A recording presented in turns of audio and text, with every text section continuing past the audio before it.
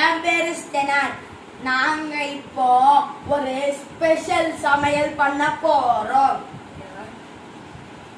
இவதான் என்னோட தங்கச்சி.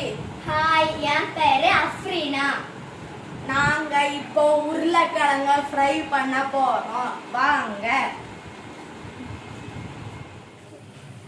எனக்கு அதான் சொல்லு.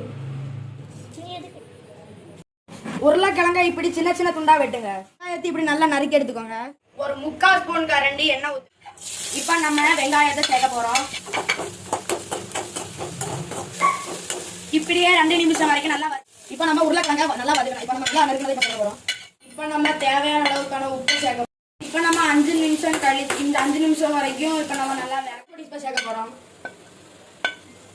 மஞ்சள் பொடி சேர்க்க போறோம். இப்ப நான் என் அண்ணனுக்கு கொடுக்க போறேன். அவன் டேஸ்ட் பார்த்துட்டு என்ன சொல்றான்னு பார்ப்போம்.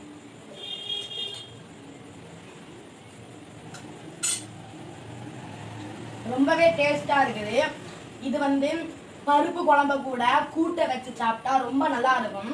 அது மட்டும் இல்லாம சின்ன குழந்தைங்க முதல் வயசானவங்க வரைக்கும் இதை சாப்பிடலாம். காரணம் இந்த காரம் குறைவு, உப்பு கரெக்டா இருக்கிறதுனால இதை சாப்பிட விரும்புவாங்க.